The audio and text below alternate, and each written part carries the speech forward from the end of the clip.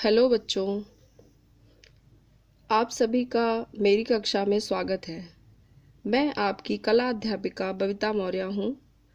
आज मैं कक्षा 10 के विषय चित्रकला के पाठ्यक्रम यानी सिलेबस से आपका परिचय कराती हूँ।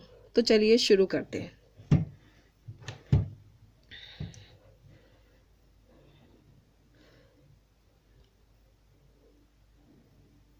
पाठ्यक्रम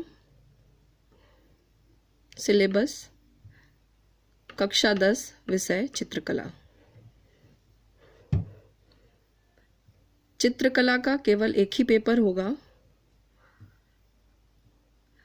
प्रश्न पत्र 3 खंडों में विभक्त है, जिसमें खंड क अनिवार्य है। शेष खंडों में से एक प्रश्न करना है। खंड क, खंड ख और खंड ग। खंड क है जो कि अनिवार्य है, वो 45 अंकों का होगा। ध्यान ये रखना है कि ये जो है अनिवार्य वाला खंड ज़्यादा मार्क्स का होता है, जिसमें 3 तरह के प्रश्न होंगे, जिसमें से आपको एक हल करना होगा।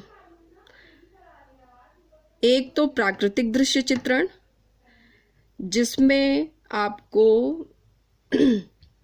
उषा काल, संध्या काल, ग्रामीण, पहाड़ी दृश्य या कोई भी चित्र, ग्रामीण जीवन से संबंधित चित्र हो सकता है, उसे जल रंगों के माध्यम से या फिर पेस्टल रंगों के माध्यम से बनाना होगा। ठीक है। उसके बाद या तो आलेखन तो आप लोग भली भांति परिचित होंगे, क्योंकि कक्षा 9 में भी आप लोगों ने इसे पढ़ा है और बनाया है।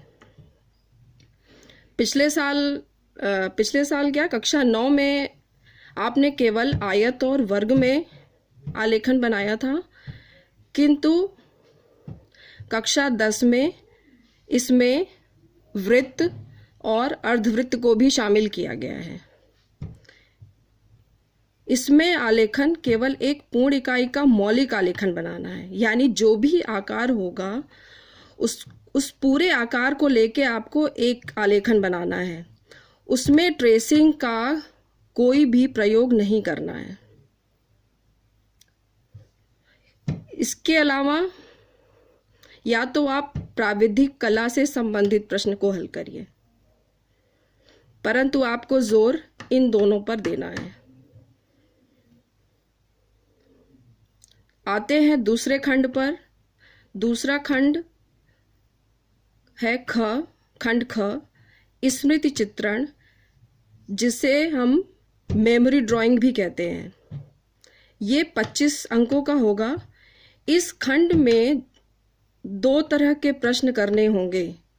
एक तो आपका फल एवं सब्जियों से रिलेटेड होगा, और दूसरा जो प्रश्न होगा वो दैनिक जीवन में उपयोग की जाने वाली वस्तुएं होंगी, जैसे कि बाल्टी, मग, ग्लास, लोटा, टेबल, कुर्सी, पेंसिल, किताब, छाता।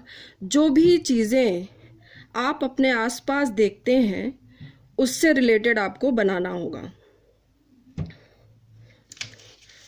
उस चित्र को आपको पेंसिल द्वारा बनाना है और उसमें छाया प्रकाश द्वारा उसको दर्शाना होगा। चित्र आपका 15 सेंटीमीटर से छोटा नहीं बनेगा। ये खंड थोड़ा आपके लिए नया है, इसलिए इस खंड पर थोड़ा और विस्तृत से मैं चर्चा करूंगी आपसे। स्मृति चित्रण, जैसा कि आप जानते हैं, इसे मेमोरी ड्राइंग भी कहते हैं। इसका मतलब होता है स्मृति के आधार पर किसी वस्तु का किया गया चित्रण स्मृति चित्रण कहलाता है। और चित्रकला में तो स्मृति चित्रण का बहुत ही महत्वपूर्ण स्थान है। इससे आपकी निरीक्षण शक्ति एवं स्मरण करने की शक्ति तीव्र होती है। शुरू में आप थोड़ा सा सरल वस्तुओं का अभ्यास करिए, और उसके बाद आगे जैसे आपकी प्रैक्टिस होती जाएगी, आप आसानी से किसी भी वस्तु का चित्रण कर सकते हैं। अपनी स्मृति के आधार पर इसके लिए ध्यान रखना होगा कि जो भी हमारी दैनिक जीवन की उपयोग की वस्तुएं हैं, हम उन्हें बहुत ही ध्यान से देखें, उनके आकार को, उनके बनावट को, उसके रंग को, और वो गोल है या चौकोर है या फिर बेलनाकार है, इस बात पर ध्यान रखना होगा। और जब हम किसी भी वस्तु को बहुत ध्यान से देखेंगे तो हम बहुत आसानी से उसको अपने मेमोरी में रख सकते हैं, मतलब अपनी स्मृति में बहुत आसानी से उसको स्टोर कर सकते हैं, और आसान जब भी बनाना होगा तो हम आसानी से उसको बना सकते हैं। अब आते हैं खंड ग पर। खंड ग जो है भारतीय चित्रकला के इतिहास से संबंधित इसके अंतर्गत प्रश्न होंगे। ठीक है, इसमें भारतीय चित्रकला के इतिहास से रिलेटेड दिए होंगे प्रश्न, उसमें से आपको हल करना होगा। पर ध्यान ये रखना है कि जो हमारा खंड क है वो तो अनिवार्य है, लेकिन खंड ख स्मृति चित्रण और खंड ग भारतीय चित्रकला में से, इन दोनों में से किसी एक ही प्रश्न को हल करना है, यानी कुल मिलाकर के हमें 2 करना है। ठीक है बच्चों, उसके बाद एक और चीज इसमें ऐड है हमारे, प्रोजेक्ट कार्य एवं आंतरिक मूल्यांकन, जो कि 30 अंकों का होगा, जिसमें 15 अंक प्रोजेक्ट का और 5 करके 3 मासिक परीक्षा के होंगे। कुल मिलाकर ये 30 अंकों का होगा। इस प्रकार से हमारा ये प्रश्न पत्र 100 अंकों का पूर्ण होगा। ठीक है बच्चों, आज की कक्षा सिर्फ यहीं तक, फिर अगली कक्षा में हम फिर मिलेंगे।